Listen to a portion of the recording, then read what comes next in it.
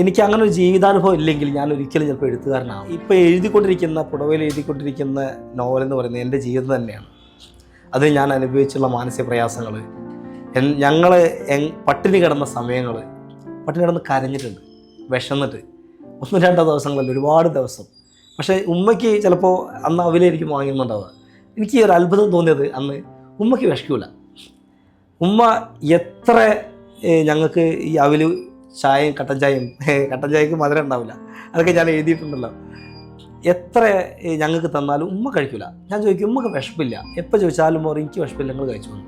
10ാം ക്ലാസ്സിൽ എൻ്റെ ജ്യേഷ്ഠൻ്റെ ഒരാളുണ്ട്, അയാളുടെ അവസ്ഥ അതിനാണ് തമാശയാണ്. അയാൾ 7ാം ക്ലാസ്സിൽ വെച്ചിട്ട് സ്കൂൾ നിർത്തി. അതിൻ്റെ കാരണം യൂണിഫോം വാങ്ങാൻ പൈസ ഇല്ല എന്നുള്ള ഒറ്റ കാരണമാണ്.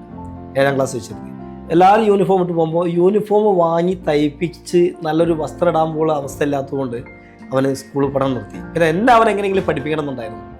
ഞാനൊരുവിധം 10ാം ക്ലാസ്സിലെത്തി, 10ാം ക്ലാസ് പാസ്സായി. 10ാം ക്ലാസ് പാസ്സായി തുടർന്ന് പഠിക്കാനൊക്കെ അവനോട് പറഞ്ഞു. പക്ഷേ അതിനുള്ള സാഹചര്യം ഇല്ലായിരുന്നു. എനിക്കറിയാം അതിനുള്ള സാഹചര്യം. പിന്നെ ഉടൻ തന്നെ പോകുന്നത് നേരെ ഫുട്പാത്തിലേക്ക് റോഡ് സൈഡിൽ കച്ചവടം ചെയ്യാൻ വേണ്ടിയിട്ടാണ്. അതുപോലെ തന്നെ പഴശ്ശീൻ്റെ കൂടെ മുസ്ലിങ്ങൾ സമരം ചെയ്തു. പറങ്കികൾക്കെതിരെ കേരളത്തിൽ തന്നെ കോഴിക്കോട് തന്നെ യുദ്ധം ചെയ്തിട്ട്, സാമൂതിരിൻ്റെ കൂടെ യുദ്ധം ചെയ്തിട്ട് ഒക്കെ മുസ്ലിങ്ങളാണ്. അന്നത്തെ കാലത്ത് അത് ഉണ്ടായിട്ടുണ്ട്.